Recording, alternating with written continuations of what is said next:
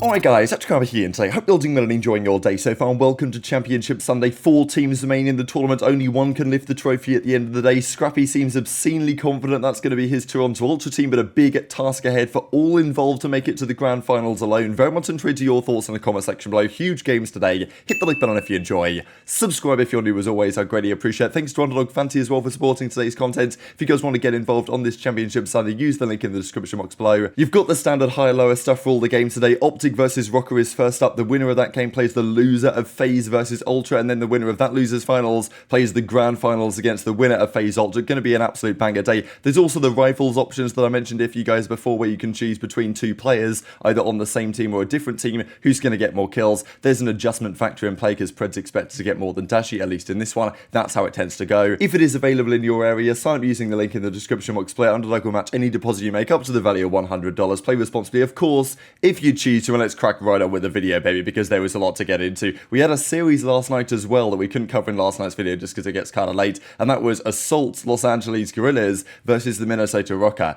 Not a matchup that I don't think anyone expected was going to be a top 4 battle, especially when it wasn't that long ago we looked at the coaches' power rankings where LAG were unanimously 12th and Rocker weren't far behind. They've clearly made strides, Minnesota Rocker. Guerrillas are actually, they're just a difficult team to beat, I think. Like, look, I have OpTic favoured against Rocker today, but if you had have been OpTic Guerrillas, I'd have said an OpTic favoured, but, you know, Guerrillas aren't an easy team to get past for pretty much anyone at the moment. Even, you know, okay, like, obviously top teams would be expected to take them down, but Guerrillas are legit. The crowd, you know, their hands are hot. I just thought it was absolutely hilarious, and cool to see Assault get some love as well, you know, 2018 world champion, probably an underrated player over the course of his career, but he's not the best player on this team right now, I'd say, because DiamondCon has been spectacular for these guys for quite some time. They win the game 1 here, but they've got to say with Guerrillas, this is one of those teams with LAG, you'd expect them to be kind of like a search and destroy team. That's usually how it goes for the teams with, you know, on paper, less talent or whatever, but good teamwork.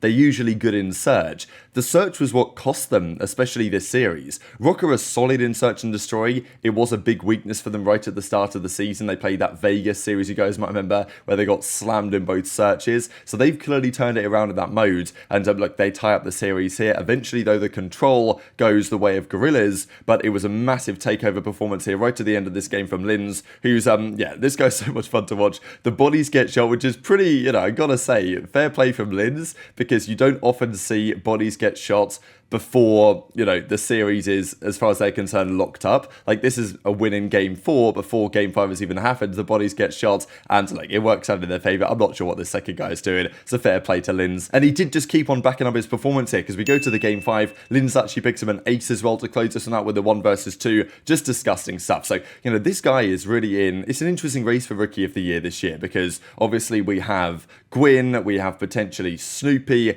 I don't think Purge is going to be too long for this conversation, to be honest, but Lins is definitely the other one that's worth keeping an eye on. And to be honest, right, Ravens with Gwyn, sure, he's done very well for that team, but this event they placed top 8, right? Whereas Rocker and Lins, here he is, you know, in some parts carrying the team in lots of these game modes all the way to, you know, top 4. And I feel like there's a lot of teams in the league that could benefit from bringing Lins in, but, you know, he's on Rocket, that's how it's going to be, and they're making the most of the opportunity. It was a wild scoreboard, that I've got to say, because you don't usually see this when it's the red carpet as the guys on the flank corner on the Rocker side, and they still win the series in 5. The invasion actually was a bit of a troll. I'm pretty sure Rocker should have closed that one out, but Guerrillas got in. They won the round 5 as well on the defense, and that was enough to get them through. But yeah, LAG top 6, which is, you know, better than probably they expected in some parts. That's good points on the board in terms of championship qualification, but a top 4 goes a long way to achieve that. And of course, there's no guarantee to say Rocker are going to go out quite yet. There's also a question, the way that Rocker won this series and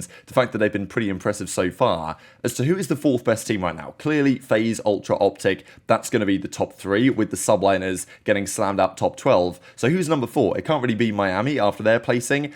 You know, Rocker are top 4 this event, and if they were to become top 3 this event, then you do have a serious conversation on your hands. Quickly though, on challenges, of course, it was all going down yesterday. There was even a map 5 full sale, which was just like absolutely absurd content.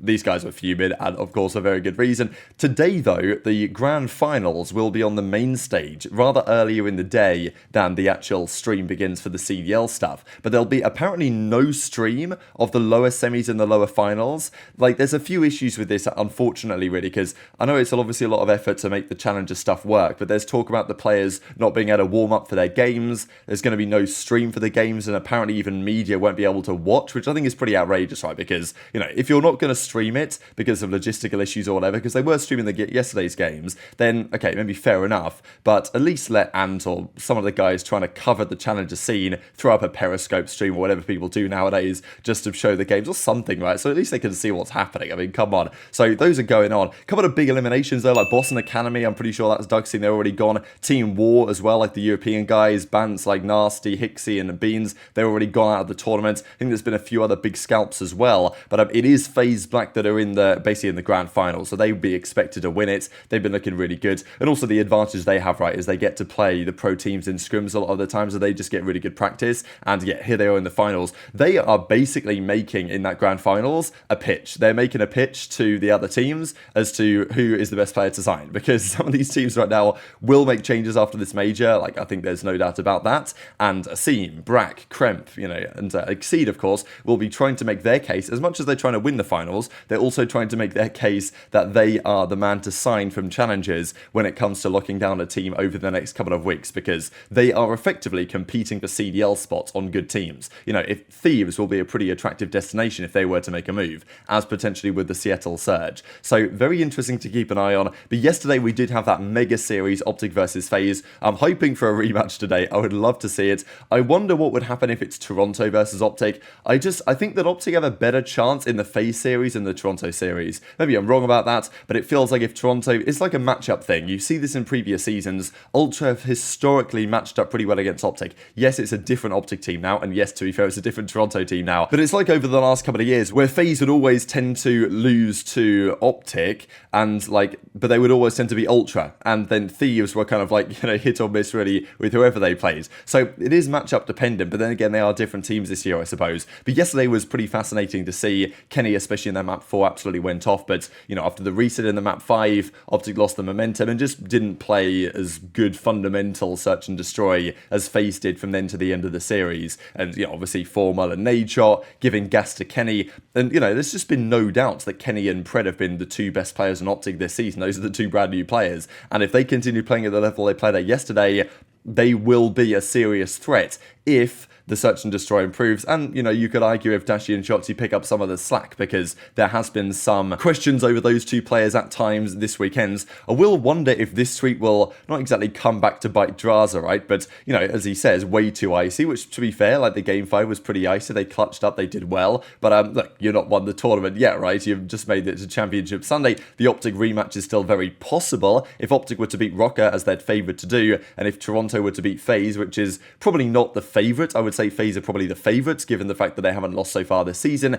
and as I say, historically, FaZe Ultra has generally gone FaZe's way, but I think it is a bit of a different team this year with, you know, with Envoy coming into the team, and I do think that Ultra's respawn is better, but I think FaZe's search and destroy is better. So on paper, it should be an absolute bagger series, but if FaZe were to lose, very realistic chance they play OpTic again, at which point OpTic will be guaranteed top 3, and they will potentially have learned from some of their mistakes of yesterday. It's difficult to beat them a couple of times in a row. They got Neslo, right? 2-3-5. Neslo actually says it himself, which I thought was pretty funny that people say this is Neslo. If you guys don't know the origin of this, like Neslo's teams back in the day, you know, Team Caliber and others were kind of known for winning in a 2-3-5 manner. So, you know, it's kind of become known as the Neslo to win search control. You didn't used to be controlled by them, you know what I mean? Nowadays, search control, search and destroy map 5, because Neslo, of course, known to be a great search and destroy player. So, yeah, GG Surge on to Sunday. OpTic got the job done when it was required last night, of course, against Pred's former team in the Seattle Surge. Very different set of players on that organisation. Now, I do also wonder, are we going to see the championship whites today? I know there was discussion about this before, because the rumour had it that the CDL for some reason had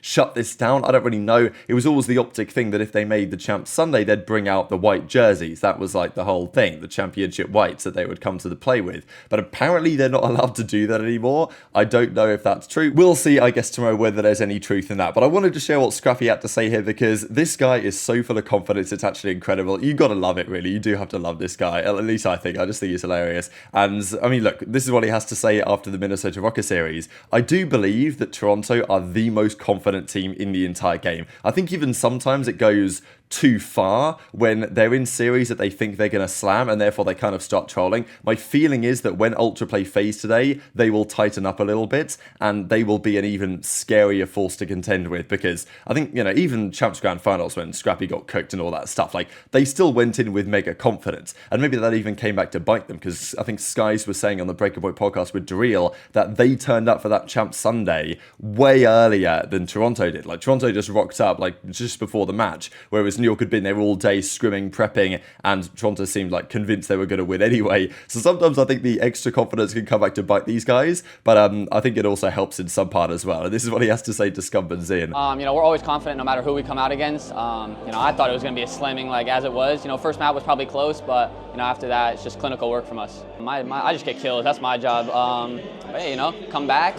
You know, it's one match closer to the finals, and I can't wait to play. What's going on, Seth? What's going on, Zin? Come on now, you know, complete ass whooping. That's what I did to you all last year, and yeah, man, I hope you guys enjoy the show. So pretty funny interaction between the both of them, right? And I wonder what Scrappy's opinion is precisely on the FaZe series, because clearly mega confidence they were going to slap Rocker around, which, okay, they didn't slap him around, but it was a pretty emphatic 3-0, I would say. They always felt in control of the series, and look, today they're going to play FaZe, potentially OpTic, potentially Rocker, potentially FaZe twice. Who knows how it goes? We're going to have a look at the brackets here in just a second. We'll also mention, if you guys are around the venue, Clay is going to be hanging out, as he says, so I'll be at the venue tomorrow, walking around for a couple of hours if you want to pick her a signature. And I thought it was nice to see from Clay talking about how, you know, awesome the fan base is and the community and all this stuff. Like, I super appreciate the love you guys show. It means the world. Awesome to see. And also, Clay says he's going to do this, a full kind of review on stream this week. I hope some of it maybe goes on the YouTube as well, but you know what Kenny's been doing, some of the review content. I think it's great stuff. And as Clay says, it's nice that Clay's taken some of the positives here, because obviously a tough loss yesterday. They should have won the map 4, and then they just, you know, can't win a search apart from the one that they won against the New York Subliners. But as he says, like, we've been so good at our win conditions in respawn, and we blew 2 of them on invasion. Can't let it happen, but lots of positives to take away. So can they maintain that kind of level when they get back to online? Is this just like a honeymoon phase? I think this team should be better on land, generally speaking. So I'm sure they would have liked to pick up more points than they eventually did, but this is the bracket for the tournament. I mean, wow. These are the only teams remaining. Coming into the tournament, if you'd have told me that 3 of the top 4 teams made it to top 4, I'd have said, yeah, that's probably about right. I would maybe not have said that Subliners were going to be the ones to have been dropping out of that, but it's FaZe, it's Ultra, it's OpTic, it's the usual suspects, and this is what I'm so excited for about this season, right? Because we've seen lots of boring series online, let's be honest. Quick 3-0s, hot 3-0s, get them out of the door dash challenges, all this stuff. But what that means is that when you get to LAN, you turn up to a Championship Sunday, and you have the best teams going at it head-to-head, and who knows who's going to win this one? Like, this is a difficult day to call. I think that pretty much everyone's money is on either FaZe or Ultra, but even the lower side is interesting. OpTic versus Rocker, definitely a series that OpTic will feel favoured in. Rocker have been good for sure, but if you look at it, it's the same as I said with the Toronto series. You look at Rocker versus Ultra on a pure talent to talent perspective, like you compare their players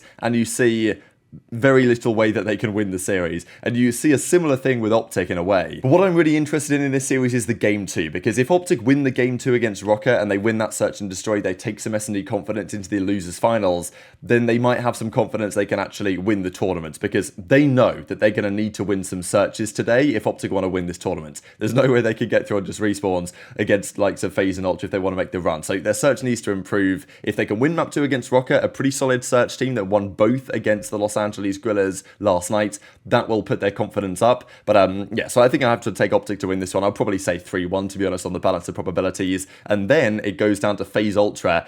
As I've said, like, I think FaZe on paper, given the history of these two franchises, should be the favourites. But my pick is, I think, Ultra to win this tournament. I think their respawn is looking like the best in the game at the moment. FaZe's hardpoint has been somewhat shaky. I think there's no doubt about it. They lost a couple to, like, Ravens. They lost a couple to OpTic yesterday. So I think they're gettable out there. And if FaZe's going to win every search against Ultra, I mean, maybe. But I just somewhat doubt it. So I think if I had to pick my champions right now, I'd probably say Toronto, but I think it's very marginal. And also in my bracket, I do have OpTic versus FaZe. It's not like, I mean, that's going to be fascinating, right? I'd love to see a world in which OpTic, like FaZe rematch, it goes to another game 5. And then, I think if OpTic win, I don't really see them having much chance against Toronto in the finals personally. But if FaZe win, then I think they can definitely, beat Toronto. It's going to be a crazy Championship Sunday. Very much intrigued to your thoughts on all this stuff in the comment section below. Hit the like button if you enjoyed. Subscribe if you're new as always. Thanks to Underdog Fantasy, and I'll see you next time.